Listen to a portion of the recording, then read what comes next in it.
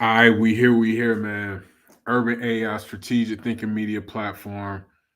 Now I'm doing something a little bit different today. Not really different, but this is just a different type of structure of the show. Um, 48 Laws of Power, one of my favorite books, super popular book. Most people in the hip hop community have heard of this book, they've read this book. What I'm gonna start doing, I'm gonna start a little series, you know what I'm saying? This is something that I just thought was a little bit more captivating, you know what I'm saying, and interesting than just me giving y'all hip hop news and hip hop discussions, which I'm still gonna do. But this series is gonna be based around the 48 Laws of Power, a book that I've read, and I'm sure a lot of people in the hip hop community have read this book before. It's a big book in the penal system, in jails and prisons. It's a very popular book. If you haven't read the book, I'm sure you still probably know what it's about.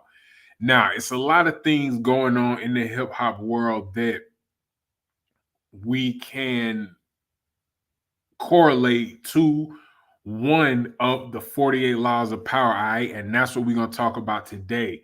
All right. Law number 35, which is mastering the art of timing. That's something that I feel Jay-Z has done very well recently.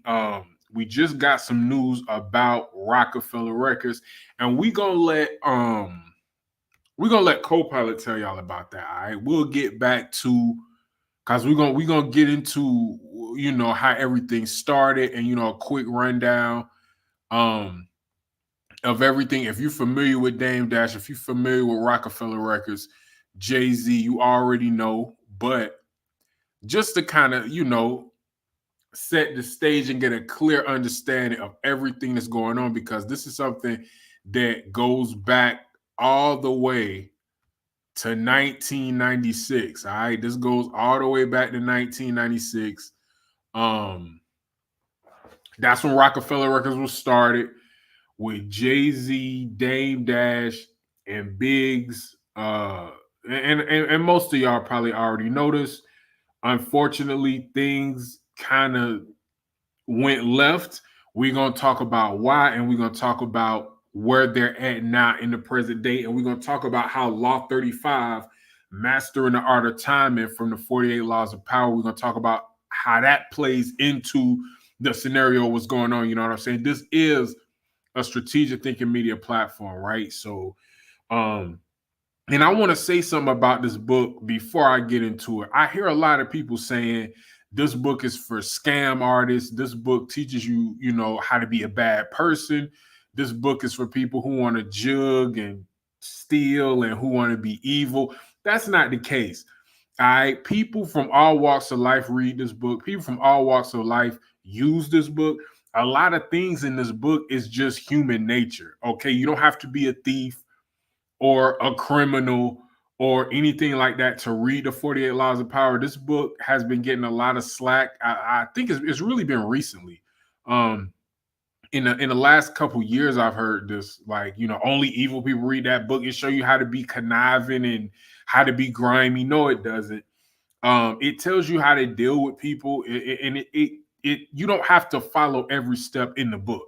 That's really not the point of it. The point of the book is, if you're in a specific situation that one of these 48 laws coincide with, it's going to give you some insight on what you should do and possibly what um your opponent or the person that you're going against should do. If you're into sports, you should read this. If you're into business, you should read this. You know what I'm saying? Even if you have a small business, you know what I'm saying, you should read this. If you don't have a business, if you work a 9 to 5, you should read this.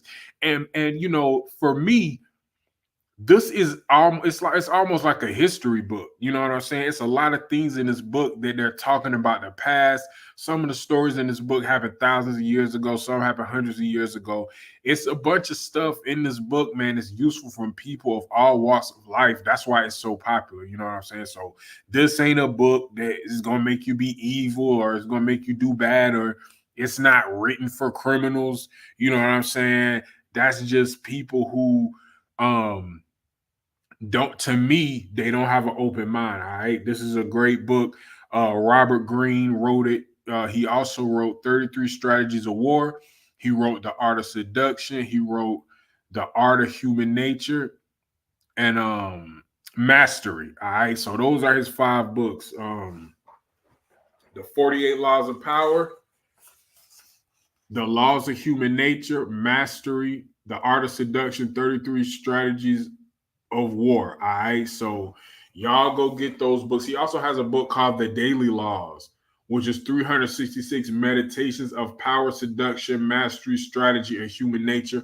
So that's all of them combined in one. So I have all of them except The Daily Laws.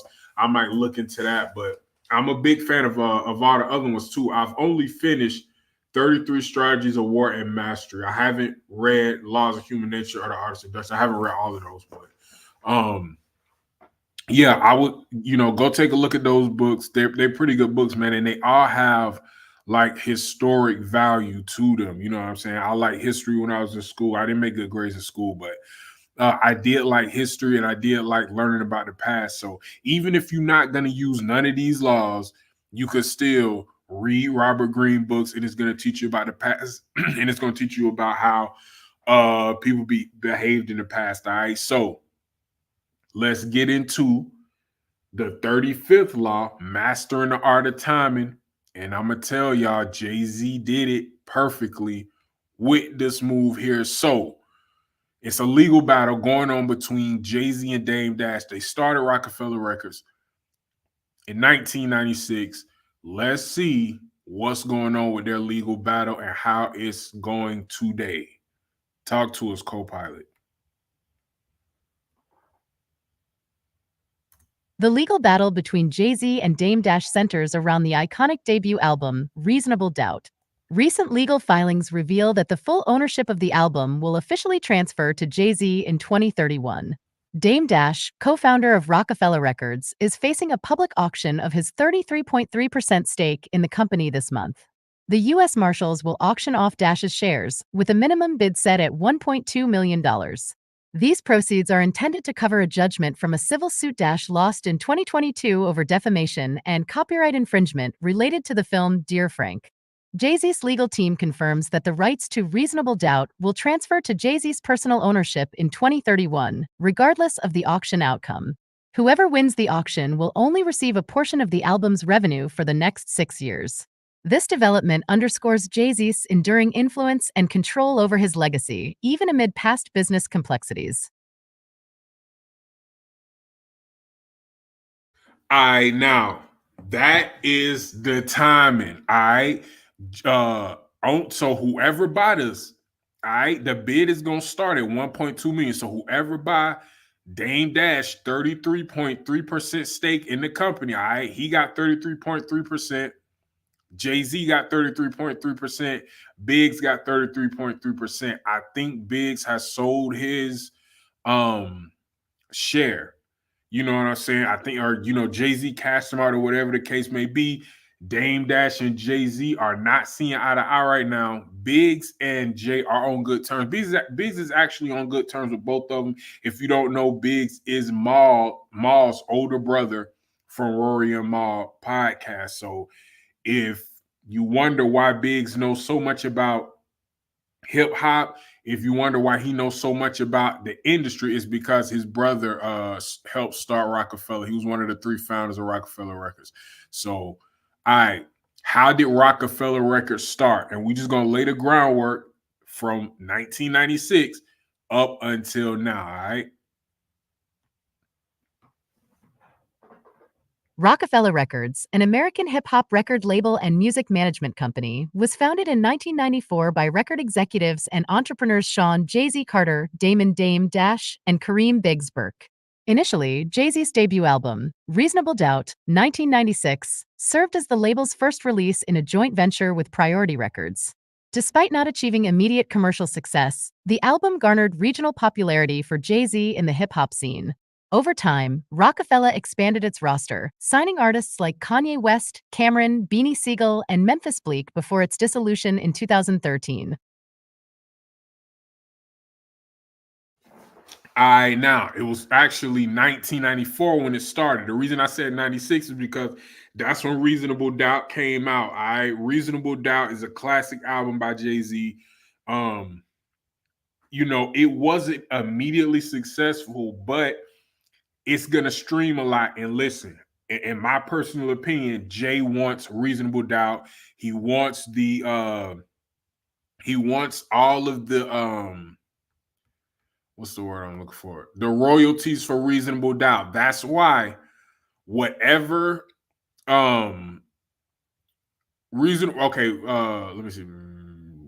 Jay-Z's legal team confirms that the rights to Reasonable Doubt will transfer to Jay-Z's personal ownership in 2031, regardless of auction outcome. All right, so whoever buys it, no matter how much they buy it for, so no matter how much money they spend in 2023, it's going back to Jay-Z. So this is gonna have to be a strategic purchase. You know what I'm saying? Whoever, that's what 7 years from now. So they only gonna own the rights and they only gonna have royalties to Reasonable Doubt for 7 years. So whoever buys this, all right, whoever buys this, they better have some type of strategy to make back their money in 7 years. Because in 2031, it's gonna go back to Jay-Z. Now, I'm pretty sure in 2031, Jay-Z is gonna re-release Reasonable Doubt. I'm pretty sure he's gonna re-release it. He's going to do something extra with it to create streams and create more revenue for it. It gets streams a lot now. This is an album that is probably going to be streamed forever. This was the first album. It was the first release in a joint venture with Priority Records. So they was independent. You know what I'm saying? They was independent. And we're gonna get more into that in a few, but these three people now. A lot of people say, and the reason, and God bless the dead, Maul's older brother, the oldest one, all right, a guy named Bob. We're gonna talk about him later. If you know the Dame Dash video of him storming in the Def Jam talking about my best friend's funeral, we know that's Bob. That's who we're talking about. We're going to get into that. But a lot of people say, and this is just a rumor, I don't know, God bless the dead. A lot of people say Bob's drug money helped start Roc-a-fella Records.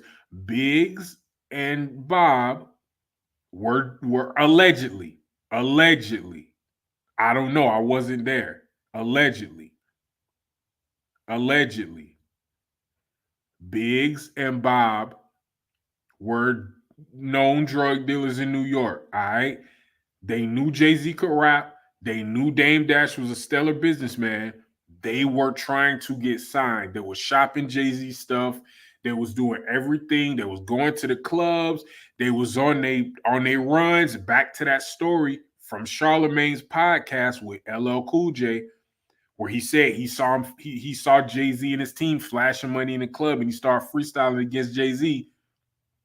That is the type of things that they was doing, trying to get attention from other rappers or from other labels. They couldn't get the attention that they want. They couldn't get a deal. So Biggs and Bob put their money together, wherever the money came from. It's only rumors. Wherever the money came from, Biggs and this guy Bob, his brother. So Ma was the youngest brother. Biggs was the middle brother. Bob was the oldest brother. Bob is the guy that everybody liked, everybody loved. They had hundreds of thousands of dollars, possibly millions. Nobody's going to put a number on it because that's dangerous. Doing that. Doing things like that could come back to bite you.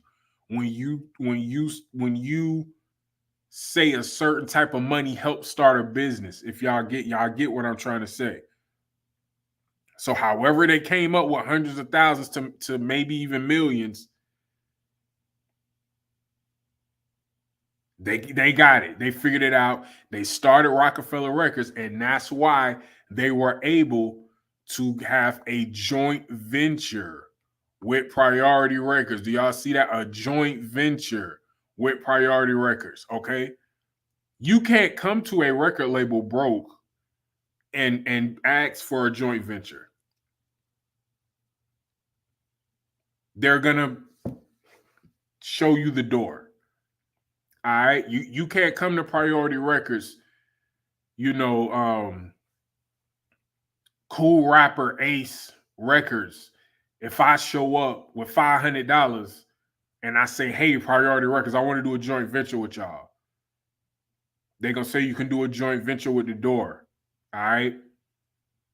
Whatever Priority Records seen, they seen that Roc-a-fella was moving and they was making money. That's why Priority Records gave them a shot. That's why Priority Records wanted, joined and made a venture with them. Jay-Z was not super popular at the time. All right. He was not the hottest artist at the time. He was not the hottest artist in 1996. Biggie was hotter than him at that time. LL Cool J was hotter than him at that time. There were other, big time artists. When Reasonable Doubt dropped in 1996, for Priority Records to have a joint venture with a no-name brand record label like Roc-a-fella, they put some money up. In order to make their money back that they spent.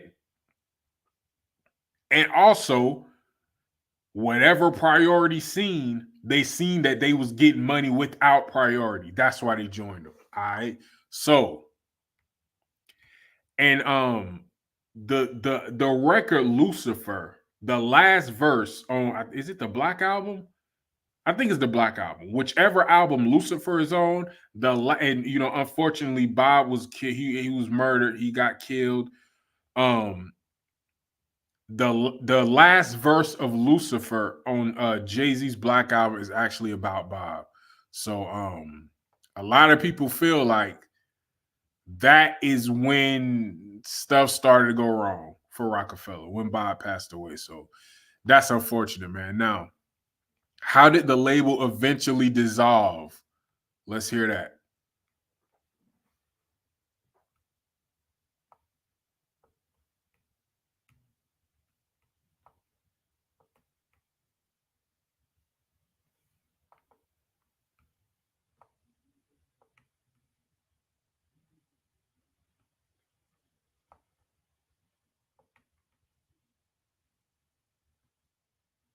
I don't know why this is not doing it. What's going on?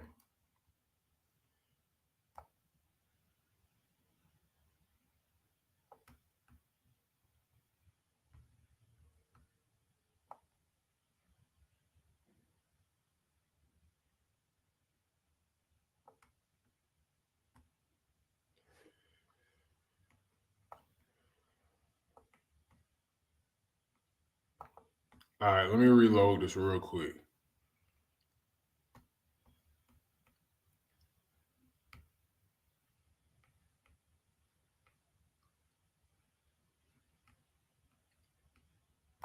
If not, we just gonna get right to the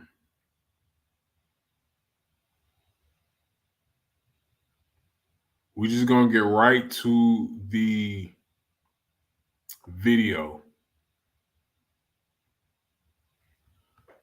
All right, I don't know why this is not working. There we go. The dissolution of Roc-a-fella Records occurred after a series of pivotal events. Business partners to sworn enemies. Initially, Roc-a-fella Records was founded in 1994 by Jay-Z, Dame Dash, and Kareem Biggs Burke.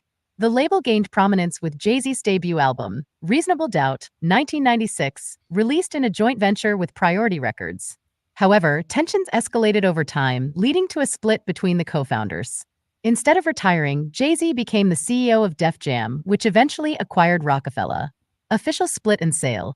The official breakup occurred when Jay-Z, Dame Dash, and Kareem Burke sold their remaining 50% stake in Roc-a-fella to Island Def Jam. Jay-Z retained control of the label and his masters, leaving his former partners with nothing. Legacy and influence. Despite the dissolution, Roc-a-fella's legacy endures. The label signed and released albums for artists like Kanye West, Cameron, and Beanie Siegel before its closure in 2013. Jay-Z's strategic legal moves, including securing the rights to Reasonable Doubt, highlight his enduring influence and control over his hip-hop legacy. In summary, Roc-a-fella Records dissolved due to internal conflicts, business decisions, and Jay-Z's transition to other ventures, ultimately leaving him as the custodian of his musical heritage. Okay, now that that sounds like Jay-Z did them dirty. I know that's what it sounds like, especially this part where it says official split and sale. The official breakup occurred when Jay-Z, Dame Dash, and Kareem Burke sold their remaining 50% stake in Roc-a-fella to Def Jam. Jay-Z retained control of the label and his masters, leaving his former partners with nothing. Okay, do y'all understand what happened right there?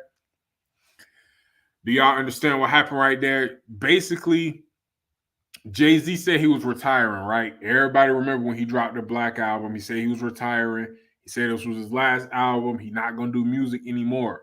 Okay. So he sold his stake in Roc-a-fella to Def Jam. He didn't retire though.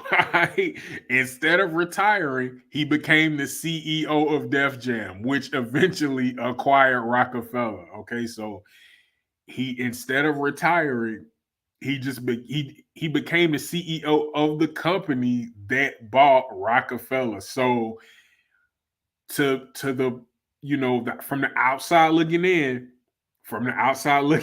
it make it seem like Jay-Z set this play up with Def Jam. Okay, and y'all gonna understand. If you don't know the story, you're gonna understand more with the videos that we about to watch. But from the outside looking in, it looks like Jay-Z told Def Jam, hey, I want to own all of Roc-a-fella. Two other people own it with me right now, but I'm the rapper. I'm the most valuable part of this. So I want to own Roc-a-fella myself, Def Jam. So hey, Def Jam, what I'm gonna do, I'm gonna say I'm gonna retire. All right. I'm gonna retire for like a year or so, or maybe less than that, a couple months. And I'm gonna sell y'all my stake in Roc-a-fella. And I'm gonna get my two partners to sell their stake in Roc-a-fella. We're gonna sell Roc-a-fella to y'all. We're gonna sell Roc-a-fella to y'all, Def Jam. But y'all need to hire me as the CEO.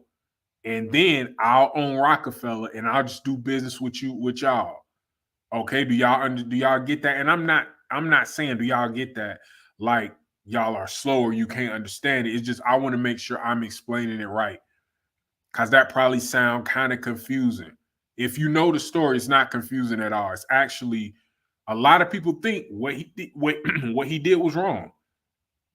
A lot of people think what he did was wrong because the I remember I was in high school when the black guy was I in middle school or high school? I was in high school. I don't remember. I was either in my first year of high school or my last year of middle school, or maybe my second.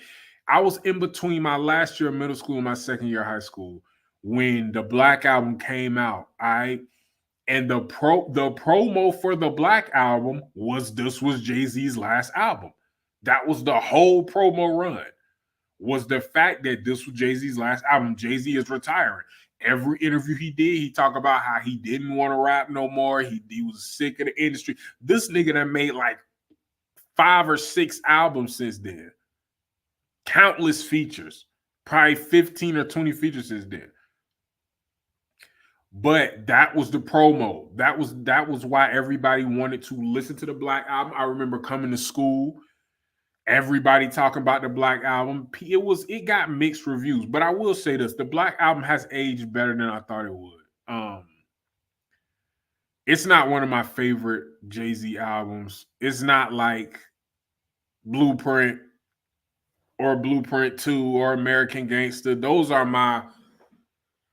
some of my favorites. Of course, I love Watch the Throne. I know that's a collab album with him and Kanye, but It wasn't like Blueprint or Blueprint 2 or American Gangster. All right. But the Black Album was cool. It got kind of mixed reviews. I remember everybody being like, no, this can't be Jay-Z last album. He ain't ended right. Like everybody wanted the original Blueprint again, which, Oh, and I for actually my favorite, the Life and Times 2 and 3.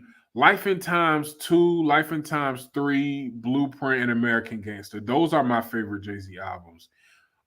Black Album was nothing like that. I probably listened to Life and Times 2. No, I listen to Blueprint more than anything, but I still listen to Life and Times 2 and 3 now. But anyway, the point is, I remember that was the promo for this. So that's kind of why people bought the album. That's why people listen. And of course, it's Jay-Z, but it was a big emphasis on his retirement. That's what I'm trying to say. Everybody really thought he was going to retire.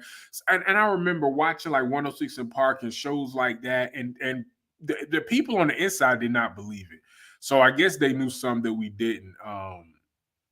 But I remember people saying that they didn't believe it. So when they sold a stake in Roc-a-fella to Def Jam, Jay-Z retained control of the label and his masters, leaving his former partners with nothing. So when they sold Roc-a-fella, he got them. I don't know why, I don't know how, but he got them to sell the masters, or he got somehow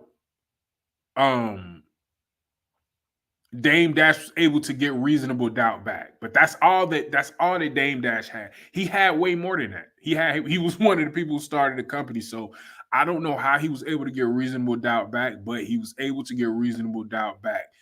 But Jay-Z has all of his masters. That's why he's so rich. That's how you become rich like that, man. That's how you become rich like that, owning masters. That's why Master P is so rich. That's why Diddy is so rich. That's why Birdman is so rich. Okay, these people own masters, so they make millions and millions of dollars every year off just the revenue of their music. You know what I'm saying? So they don't actually have to physically rap anymore. They can if they want, but they don't have to, get on the stage and say, yo, yo, yo, look at it. They don't have to do that. They get revenue from their old music being streamed. All right. Now, a good question here. What happened to the artist signed with Roc-a-fella after its disillusion? All right. A lot of fire artists, man. What happened to these folks? I don't know why is it doing this. Is this gonna make me read it? Yeah, it's gonna make me read. I'm not gonna keep doing that. After Roc-a-fella dissolved in 2013, several artists associated with the label took different paths. All right. Kanye West, one of Roc-a-fella's most prominent signees, continued a successful career independently. Not really. It wasn't independent. He joined back up with Jay-Z. His groundbreaking albums, fashion ventures, and influence in pop culture has kept the Roc-a-fella legacy alive. All right. Now, a lot of people believe that he has a song on Graduation. He has a song on Graduation called Diamonds from Sierra Leone. All right. It's two versions of that song. It's the regular song, and then it's the remix.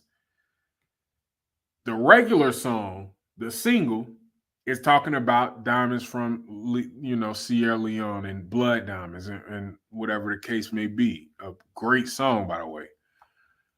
The remix is talking about Roc-a-fella Records, which is a diamond. Okay, people use the hand signal of a diamond, and a lot of people say when he made that song was basically an apology to Dame Dash.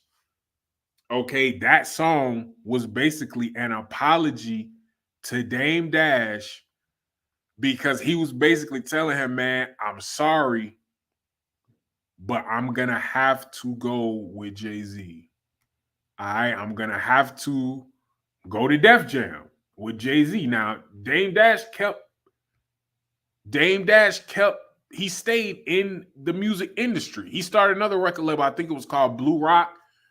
He signed Currency. He signed a couple people.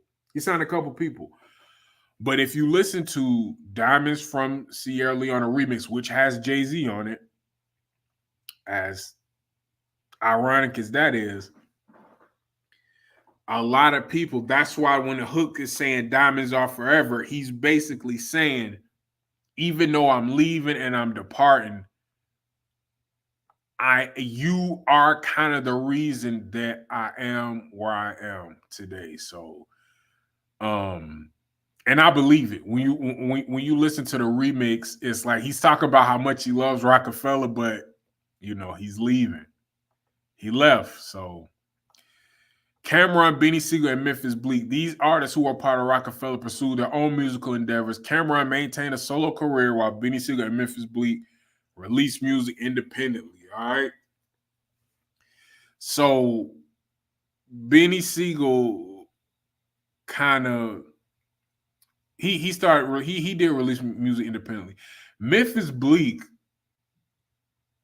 is still basically Roc-a-fella. Okay, his relationship with Jay-Z, Memphis Bleek doesn't have to work now, and that's no disrespect to Memphis Bleek. He's a man. I know that he has a livelihood. He has a lifestyle that he wants to maintain. But Jay-Z has said it multiple times. Memphis Bleek is always going to be rich no matter what. Okay. If you're sitting around waiting for a Memphis Bleek album, you should grab a Snickers. All right. Jay-Z is going to make sure Memphis Bleek is a millionaire no matter what. Memphis Bleek does what he wants. He does interviews when he wants. He does drink champs. He does, you know what I'm saying? He pops in and out. But Memphis Bleek doesn't have to record music. You know what I'm saying? Memphis Bleek's first album is actually a great album. It was one of my favorite albums to play as a young adolescent. I listened to his first album all the time. I'm probably going to listen to it after this because it's making me think of how good it is. He had a great debut album. But at the end of the day, Memphis Bleek is like kind of what Tony Yayo is to 50. All right. And that's not, I'm not saying he his little man or he his sidekick or nothing like that. That's not what I'm saying. What I'm saying is his loyalty and the hard work that he put in through the tumultuous times is being recognized by the leader. So he's going to compensate him financially for that. So Memphis Bleek is going to be rich, regardless. He don't have to make no music. All right. Now, we know that Dame Dash, and I don't know why this is not working. We know that Dame Dash, okay, there we go. If no one purchases Dame Dash's 33% stake in Roc-a-fella Records at the upcoming auction, here's what will likely occur. Auction outcome. The U.S. Marshal will put Dame Dash's shares up for auction in Manhattan, allowing interested parties to bid on them. The minimum bid is set at $1.2 million. If no one places a bid or if the highest bid is insufficient, the shares remain unsold. Consequences for Dame Dash.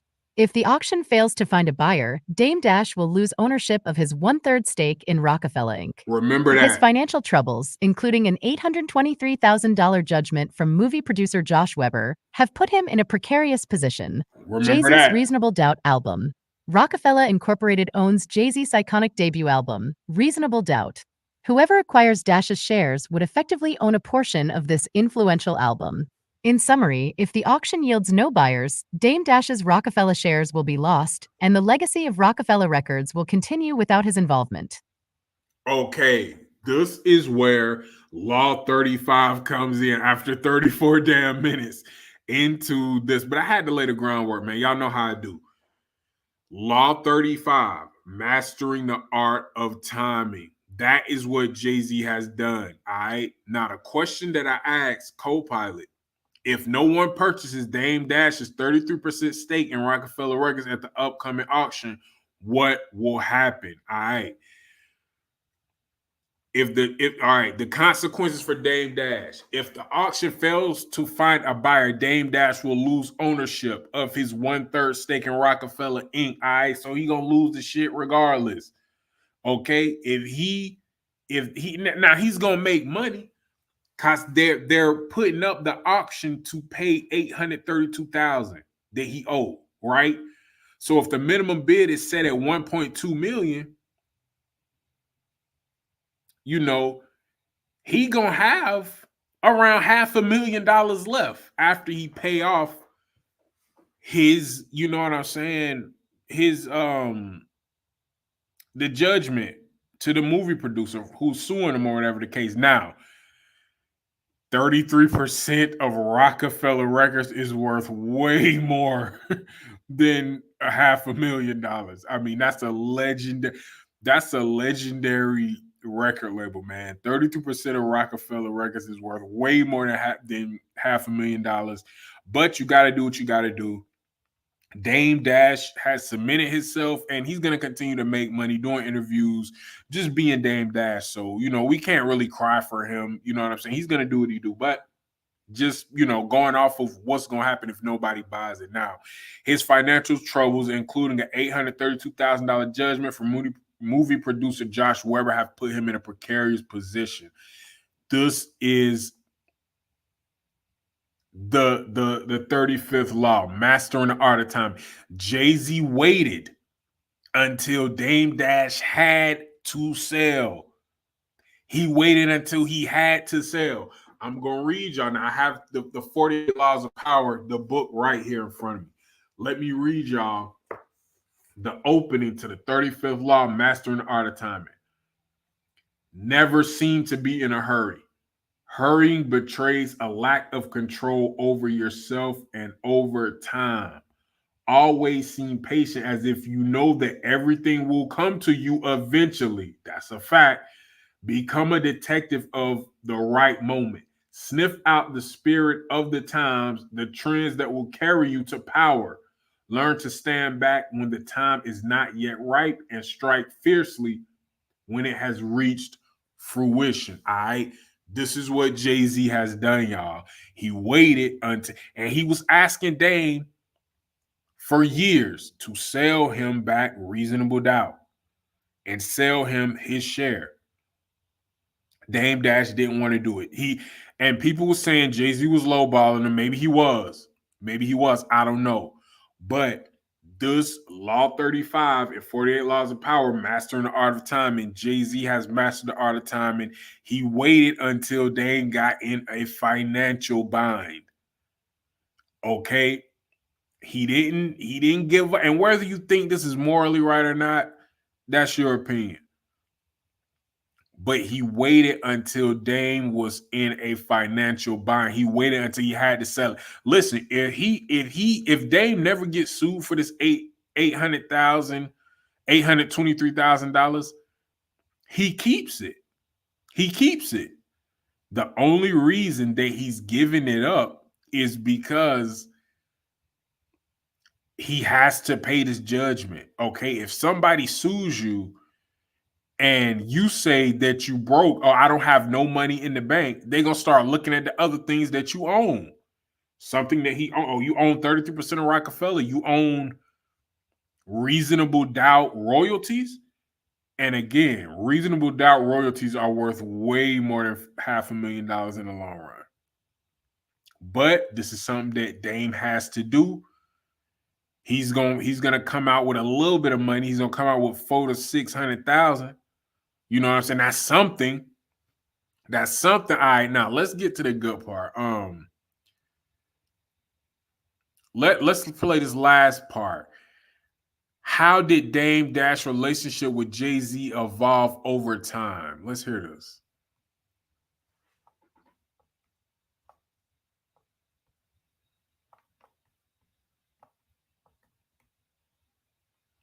I don't know what I'm doing that's making it do this.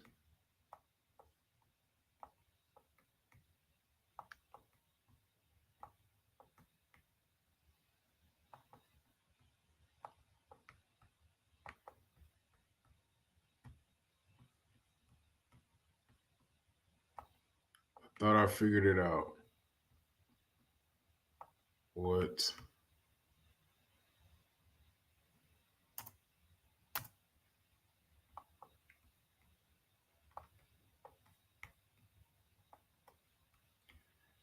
All right, we just gonna go to the. Why does it work over here but not with this? We just gonna go to the video. This is crazy.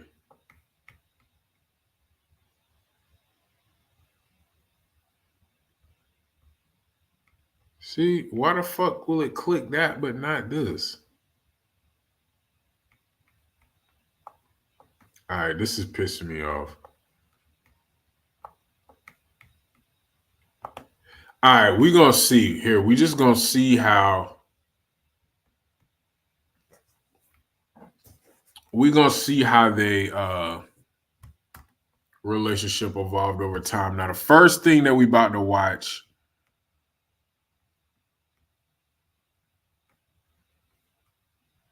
here, let's see.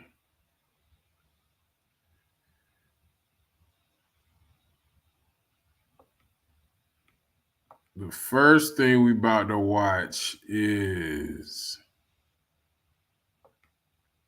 now this right here. Let's take a listen to this. Now you could be the CEO. For real, And you know, you remember there was always that vice president thing. Yeah, that vice president thing. I'm Cam. Now you could be the CEO. For real, and it ain't shit they could say about it. Not a. And you know, you remember there was always that vice. Okay, so what Dame Dash is saying here, during Jay-Z, when they relationship first started to go bad, Dame Dash, who knew Jay-Z and Cameron did not like each other, Dame Dash made Cameron the vice president of Roc-a-fella in spite of Jay-Z. During the interviews, he said he did it because Cam is the best pick for the, you know, he's the best choice for the position. That's not true, man. Cameron was a hot rapper at the time. It made no sense for him to be vice president of Roc-a-fella. He was one of their hottest artists. They needed him being an artist, okay, not being a vice president. So years later, this was a couple of years ago, I think, or it might have been earlier, last year maybe. He was gonna sell his stake to Cam and Mace. Okay, so this is what he said. Yeah, that vice president thing. And you know, you remember there was always that vice president thing. Yeah. And by the vice president thing, he means Jay-Z not agreeing to Cameron being a vice president. You know what I'm saying? They all him, Jay-Z, Dame, and Biggs all own the company, obviously. Whoever the vice president is, all three owners need to like the person, right? So Biggs was cool with Cam. Dame was obviously cool with Cam. Jay-Z did not like Cameron. Yeah, that vice president thing. And you know, you remember there was always that vice president thing. Yeah, that vice president thing. I'm Cam. Now you could be the CEO.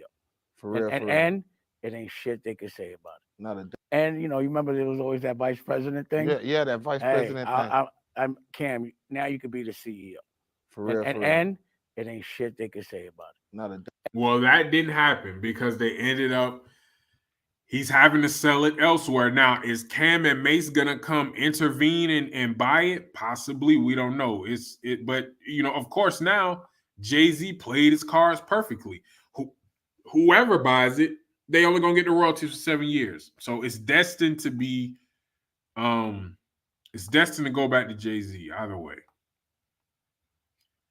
Here goes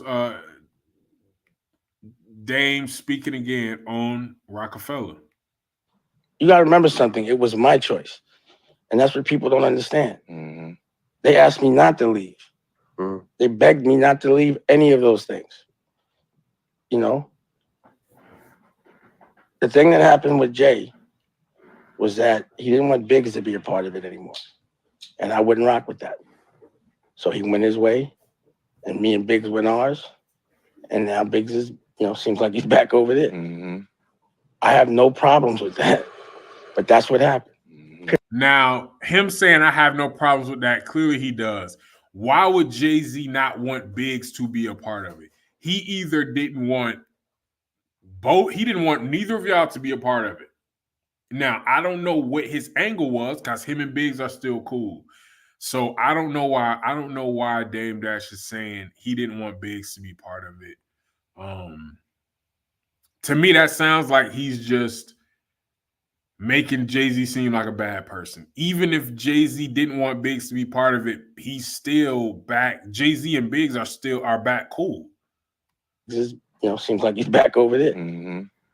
I have no problems with that, but that's what happened. Period. That's it. You could ask Biggs and you can ask Jay. You may not get an answer, but that was what happened. That's what it is. It just was like, yo, I can't do that to Biggs. Mm-hmm. You know what I mean? Period. And I was like, yo, we could do something different. But Roc-a-fella was always supposed to be us three, no matter what. So he wanted to leave Roc-a-fella. I was like, cool. But I'm not gonna leave it because I have a responsibility over there. Mm-hmm. I have no with that. So he went his way, and me and Biggs went ours. And now Biggs is, seems like he's back over there. Mm-hmm. I have no problems with that. But that's what happened. Mm-hmm. Period. That's it. You could ask Biggs and you can ask Jay. You may not get an answer, but that was what happened. That's what it is. It just was like, yo, I can't do that to Biggs. Mm-hmm. You know what I mean? Period. And I was like, yo, we could do something different. But Roc-a-fella was always supposed to be us three, no matter what. So he wanted to leave Roc-a-fella. I was like, cool. But I'm not gonna leave it because I have a responsibility and an obligation to it. You gotta. All right, so we can kind of see a little bit, and this was from 2023. If you notice, a lot of people are asking him about Roc-a-fella, man, because it seemed weird seeing both of them back on the scene. Obviously, Jay-Z stayed on the scene, but when it just seems weird that happened, Roc-a-fella disbanded, and nobody really understands why. So once Dame Dash started doing interviews again, that's all people wanted to talk about. It's not a fair conversation. Let me just say this. Okay, go ahead. So where I'm at now. So let me just say this. When your name comes through, you gotta. So when your name comes through, it comes through. It's not a fair conversation. Let me just say this. Okay, go ahead. So where I'm at now is that if Roc-a-fella and the ones that weren't billionaires want to get money on the right terms, I'm down. And meaning what? Meaning if Jay wants to fucking have a conversation and talk about the people that didn't make the money and try to help and do it on the terms. What's stopping that conversation? A phone call? Like you calling him calling you? What's stopping that conversation? Because like now we got like a 10-year gap from Shaka's birthday party. Listen to me. I think because I'm doing my. And what he mean by Shaka's birthday party is they are okay. That's kind of what started the rumors back up. About 10 or 11 years ago, it was a picture of Jay-Z and Dame Dash together at a guy named Shaka's birthday party, all right? When people seen that, they immediately thought, oh, Roc-a-fella getting back together. Because they were together. They took a picture together. Jay-Z, I think, took a picture with one of Dame Dash's children, and it was pictures of Dame Dash and Jay-Z talking, which people had not seen in a long time. So that's why everybody, still to this day, asks Dame Dash about that. So that's when he says Shaka's birthday party, that's what he was talking about, because it was a picture of them together. Jay-Z and Dame Dash together. When people seen that picture, they assumed Roc-a-fella would be getting back together. Like you calling him calling you. What's stopping that? Because like now we got like a 10-year gap from Shaka's birthday party. Listen to me. I think because I'm doing my own thing and he's doing his own thing it's just not like our agenda. I don't know. And again, like there's things, and I don't want to get into it that morally I can't be a part of, and I'm not going to get into. No. I understand that part. I understand that part. There's things active that are like morally. Yeah. But if he could just shed all the things that I don't like immorally, and all the people that have done things that are doing things that morally I can't fuck with, and if we could just fuck with just family, So if you notice, Freeway was here and it was just family. It was family. Without nobody. If it's just us, and we could do it without all the bullshit, because that's what separated us was everybody else. But this is my thing. Remove Freeway from it. Remove all the artists from rock.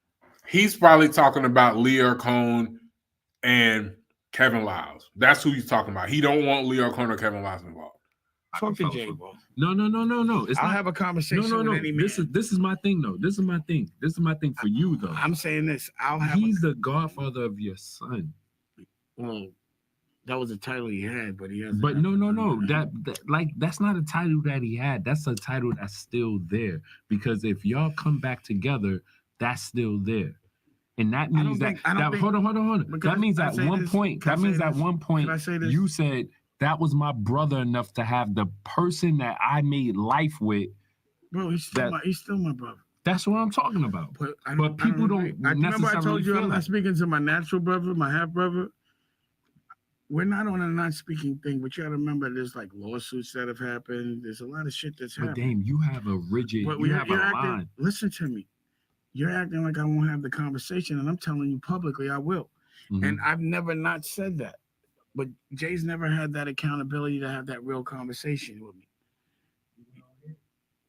I could do it anyway. I don't give a fuck. You feel me? It's not about it. Relax. What I'm saying is these are questions that you might have to ask Jay, but I've always said as a man that we could always talk it out. Mm-hmm. Men should always be able to talk things out. But I'm really happy with my life right now. It's not like I know the world would love to see it, and I'm down for it if we could create something that inspires me. Period. All right, so let's get to this is a lot. I didn't know how much this was because we got a whole 8-minute clip. This is the beginning of Roc-a-fella right here. Man, on your property, they got a here, being that we all players, you know. Monopoly is the perfect game for us, you know. You know, somebody land on your property, they gotta pay, you know what I'm saying? So you know what we gonna do, man? We're gonna stop this game, man. We gonna play for real, man. Let's get it on, man. Now let's lock this all down. I like that. Now you talking. You talking something. Bring it together. Let's go together. Let's get real now. Looking real good. You know where to go. Yeah. What's that, California? A lot of money there. I'm gonna take all of it.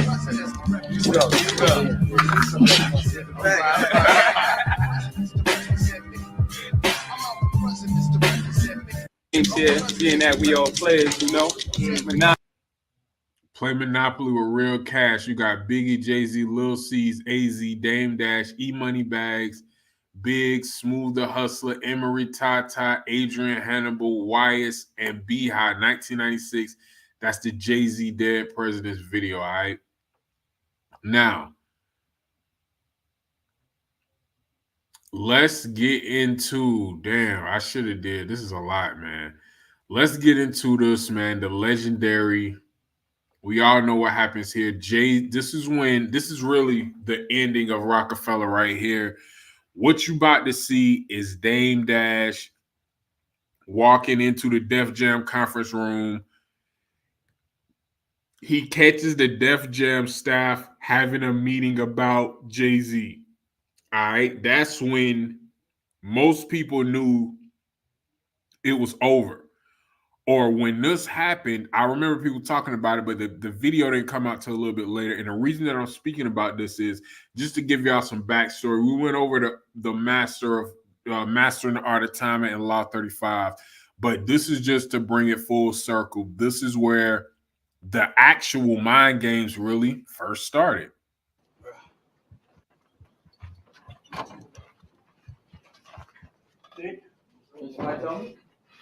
How y'all having a meeting about Jay without?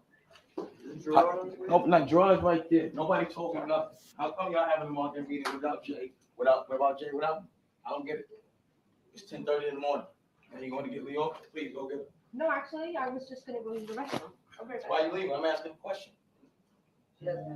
So, well, I'm wondering what line of thought is it? What pattern is it? John McNeely and all of y'all that y'all have my biggest artists here, and y'all in here, y'all Def Jam staff is dealing with Jay's marketing without me. Please explain that to me, because this seems treacherous. I don't get it. This is supposed to be a small meeting. So how y'all have any meetings about Jay without me? I don't understand that. Y'all don't. This Jay's not on Def Jam. Jay's on Roc-a-fella. Y'all not. He knew what was going on. He knew Jay-Z and Def Jam were planning Jay's exit from Roc-a-fella, join Def Jam, and then return Roc-a-fella back to Jay-Z so he could keep it. He knew, Dame Dash knew what was going on, and he's blaming Def Jam, but he knew Jay-Z had something to do with it too. Not better than me. Y'all trying to make, I don't understand that. I want somebody to explain it to me. I ain't get no calls about nothing.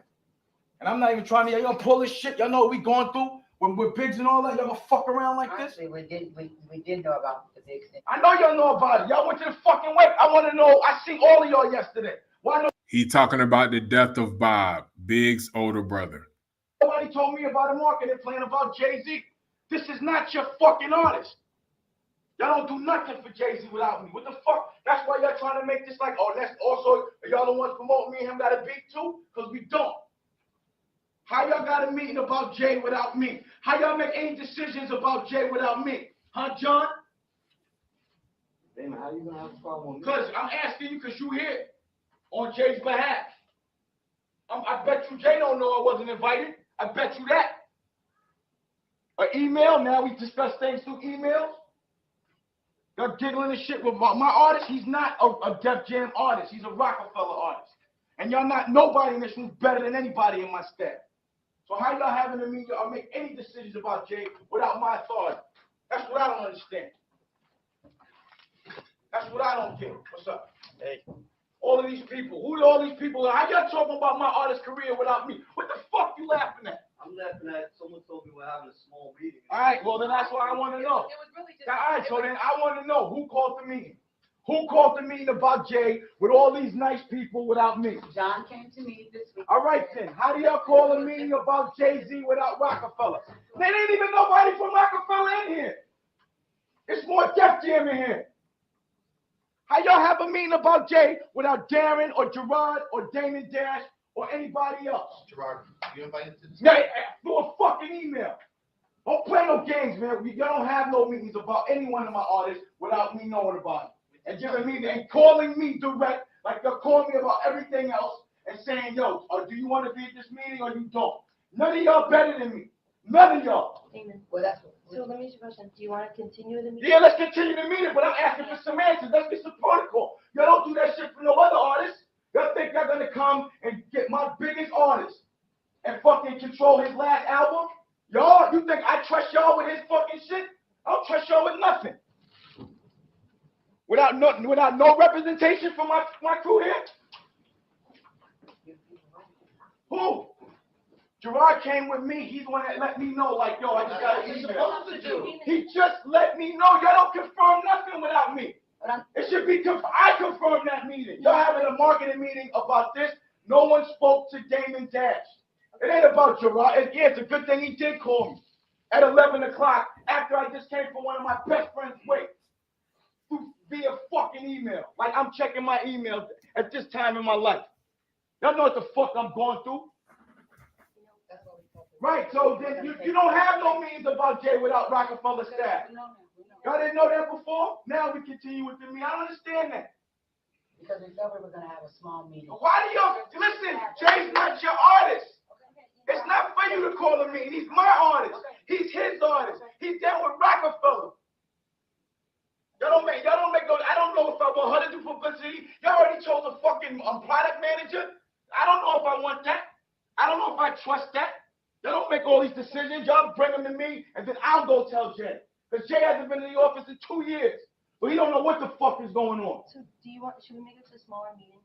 No. You want it in a big, why should it be smaller? Because my staff is here? No, I'm saying obviously. What you mean? How do you invite my staff to one of my artist meetings?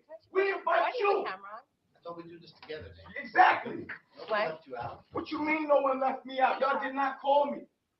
Don't send, I'm like clearly, do not send me no email. Call me. I'm not even talking to you. You should shut the fuck up anyway. That's why shit is fucked up. Because y'all stay trying to do that. Y'all should have called Damon Dash and said, you want the whole fucking thing to hear it? Keep the door open. I don't give a fuck. Y'all should have called call Damon Dash, make sure I was privy to it, and make sure I was CC'd or whatever. You don't send an email randomly at 10:30 at night or whatever it is at night, the day we all had to wait. That shit don't fly right. That shit is fucked up. And on another level, it's not for y'all because y'all do not control any of my artists. That's why I'm asking questions. Everybody looking dumb in the face. So what was we doing? What was we talking about in terms of the day? Let me know. Why don't you just call the meeting? Why? Because you know what it's like.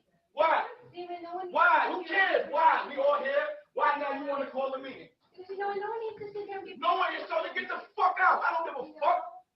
Then get out. This is not about you. We're gonna do something about Jay. We're gonna do it together. All right, then, but why you didn't call me? You want to make excuses? You can talk all you want. This is treacherous. I'm telling you. I'm telling you. I'm telling you. I'm sick of this shit. I'm sick of this shit. And go get Leo. You always leave when you ain't got shit to fucking say. This nigga just got sued for this bullshit. The same kind of shit. Y'all better stop fucking with me. Y'all gonna get your man into trouble. I'm telling you. So if y'all want to talk about Jay, if there was an agenda, let's go through it. Now, we're gonna reschedule. What the fuck you mean you're gonna reschedule? We're gonna reschedule, man. What you mean you're gonna reschedule? You get the fuck out. Look, y'all heard now that Roc-a-fella said no one to go. You're not a leader. You don't know shit about my culture. Get the fuck out. You don't know shit about Jay. Get the fuck out, Randy Acker. That's why all artists kick your fucking ass anyway. Excuse me? That's why you stay getting punched in your face by other artists, not by Dame Dash, but other people, because you don't respect my culture. That's why. That's why you've been smacked. Not by me, by other people. Get out of here. Beat it. No one needs you. Get out. Clear a sample or something. Call security. How y'all calling meetings without me, B? That's what I need to know. They come on, man.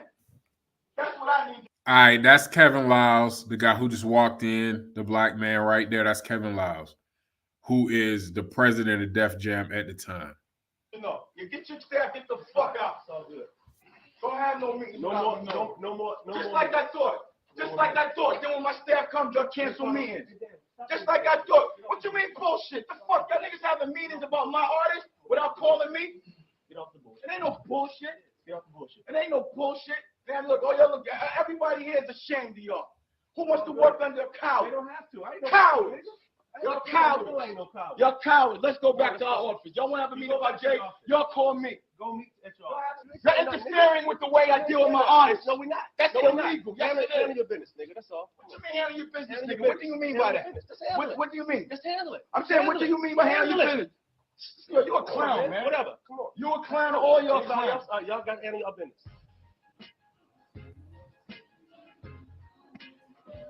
All right, so the last thing we about to look at, man, I did not want this to be an hour. The last thing that we look at, Dame Dash going off on Kevin Lyles for giving Def Jam jackets to Roc-a-fella artists. Now, when I first seen this as a kid, I didn't understand the big deal. I'm going to explain in a minute. Motherfuckers call me an asshole every day, but I don't listen to that shit because I know it was right because my crew tells me it's right and I respect them. Come on, they keep saying Def Jam all through that article, all through these reviews. There's no mention of Roc-a-fella, there's no mention of us putting together the tour. It's all Def Jam. You're telling me exactly why I don't really fuck with Def Jam. Because every time we get next to y'all, they get the credit. We own our own company. We look like artists. Bleak man. Yo, Bleak, you got a jacket over there, all right? See this jacket? Shit. You see the Memphis Bleak? I didn't never have a Roc-a-fella coat that said Memphis Bleak. This is the only thing Def Jam got one up on. But other than that, Roc-a-fella is the home. Oh my God! You just dropped that one. All of a sudden, there's Def Jam jackets with niggas' names on all over the tour. That shit is weak, man. You ain't been doing that. Everybody wants a jacket. You want to do something, make a motherfucking Hard Night Live tour jacket. We don't want that shit. No, why do I need Beanie Man and Memphis Bleak wearing a Def Jam jacket? They on Roc-a-fella. All of a sudden, niggas got jackets with their name on and on our tour and makes it look like a Def Jam tour. Where's it? All right, look, you're the president. That's a fact. Now, I'm going to end it right here. That would be like because Def Jam financed the Hard Knock Life tour. So it was Roc-a-fella and a whole bunch of Def Jam artists working together on a Hard Knock Life tour. It was DMX, it was Ja Rule, because they're with Def Jam. It was Ludacris, and these are Def Jam artists that aren't on Roc-a-fella, but they was all on tour together. It was called a Hard Knock Life tour. That would be like if Universal financed the Cash Money tour and Universal bought all of the Hot Boys, all of Cash Money, Universal jackets. Baby would absolutely have a problem with that. There's no way he would let them wear that. He would be like, hey, we need to wear Cash Money jackets. All right. Now, when I was young watching that, I didn't quite understand. But when I was like, why is he tripping over jackets? But that is a mental game. All right. That was a mental game. Def Jam was playing. They had been playing from the beginning. They slowly took Jay-Z away from Roc-a-fella, from Dame Dash. They separated Dame Dash and Biggs. And I should have started this live earlier because it was a little bit more to cover, but we're going to end this here, man. Let me know what y'all think about this, man. I'm thinking about doing a whole 48 Laws of Power series, different things in hip-hop that relate to the 48 Laws of Power, man. Y'all get in the comments. Let me know what y'all think about this. Urban Artificial Intelligence, Strategic Thinking Media Platform, Jay-Z, Dame Dash, the 35th Law, Master the Art of Timing. That's what Jay-Z did with the Reasonable Doubt royalties. We'll see what happens when they get auctioned off, man. I appreciate y'all watching. I'm going to see y'all on the next one. Peace.